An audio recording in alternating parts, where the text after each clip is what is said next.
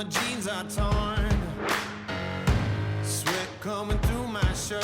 Keep pushing even though it hurts. I'm chasing what I know is true. There's nothing that I would not do.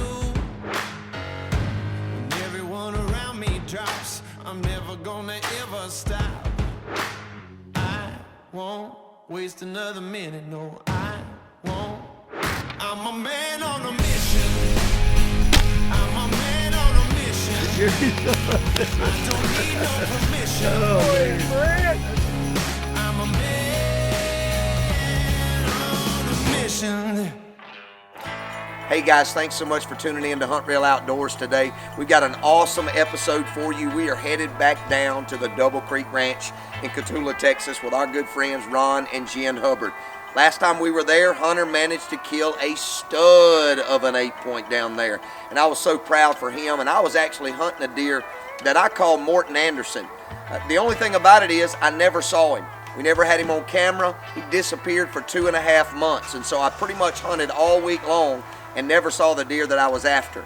But here just recently, I had the opportunity to get a text message from Ron, and he said he's showing back up, so we're headed to Cotulla, Texas to see if we can't get him. All right, guys, we're back after it this morning. We've got a bunch of deer out in front of us.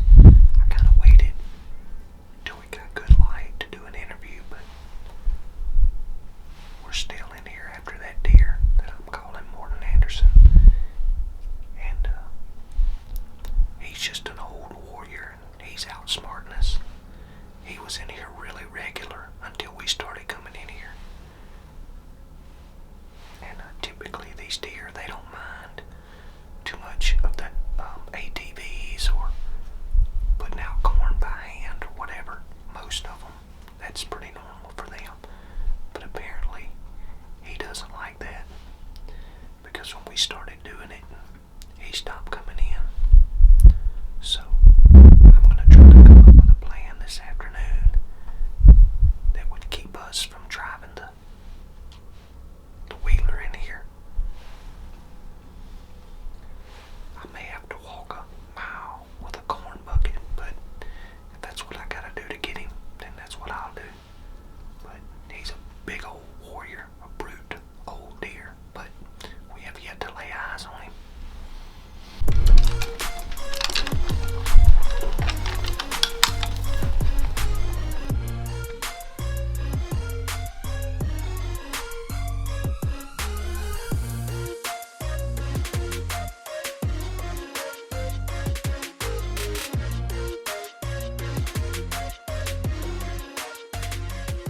So I've been sitting there all morning long. I've got deer coming from every direction. They're going in and out.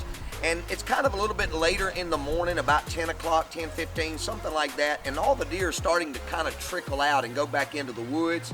And I'm really thinking at this point, man, it's over. This deer just has my number. There's no way I'm going to be able to kill this thing. He's just not showing up.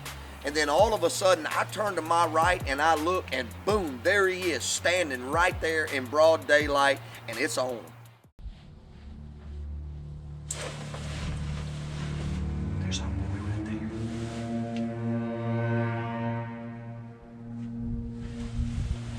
I see him. He just came out right there. He looks like he's going to the feeder.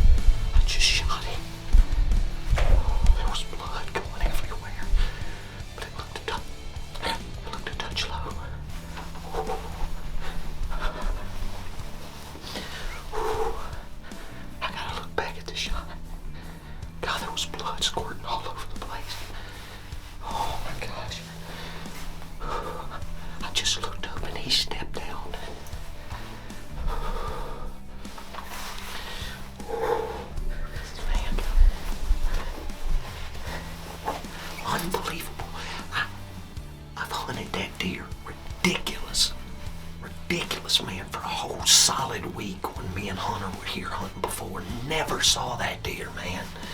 2 months, 2.5 months. They never laid an eye on that deer. And so this morning when I came in, I said, you know what, I'm just gonna stay till lunchtime. And it was like 10:15 whenever I shot him. All the other deer had pretty much cleared out. There was just 2 or 3 little old small bucks and a doe.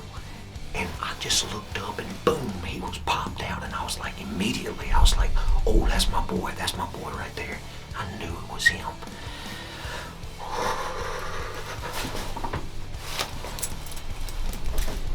That's why you come to South Texas, baby.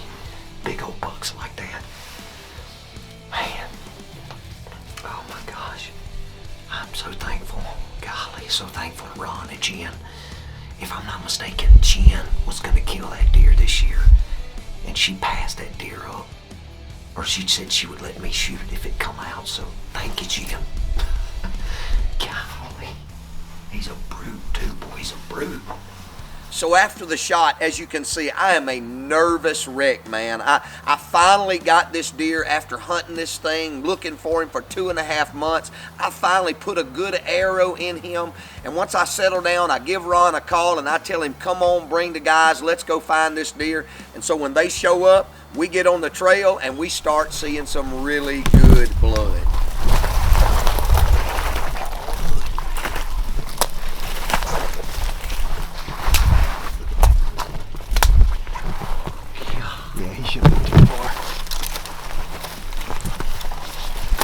G259-K3 is hurting.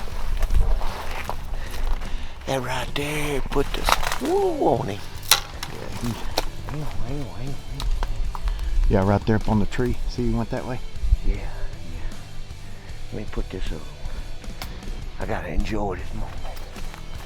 Yeah, since you shot my buck. I see it on video with Jen's buck. Actually, it's Jen's deer. You're gonna have to call and thank her. Oh, I'm getting fired up. Look at that. Looks like a good flesh wound. He got some bloody flesh. Huh? He got real bloody flesh.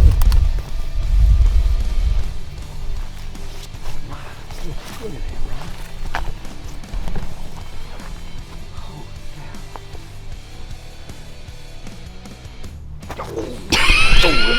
I was already looking at him. Oh my Yeah. Hang on, let me get around here. Oh, dude, man. That is awesome. Look at that buck. Good grief. Look how heavy that thing. Oh my word. Very cool. Oh my word. I'm almost speechless, dude. Oh my gosh. He came out this morning. I had made up my mind. I said, I'm gonna hunt till 12 o'clock. I had even put together a plan that I was gonna come back in here and walk back in here this evening because it seemed like every time we brought the wheelers and stuff in here, he disappeared. It seemed like. And I'd given up hope really, and then all of a sudden I looked up about 10:45. I think it's about 10:45, and all of a sudden, boom, there he is. And when he walked in, I wasn't worried about trying to get all the foot. I just said, get the shot. Man, that is crazy. Look at that has heart. Look at that. Yeah, you hit hard. Hard. I knew you did when you sent me the video. It busted that leg right there, that bone. Yeah. Wow. Thank you so much, brother. And Jen, oh my gosh. You know, Texas has just been a special place for me over the years. Just the opportunity to be able to bring my kids there and hunt and watch them shoot deer.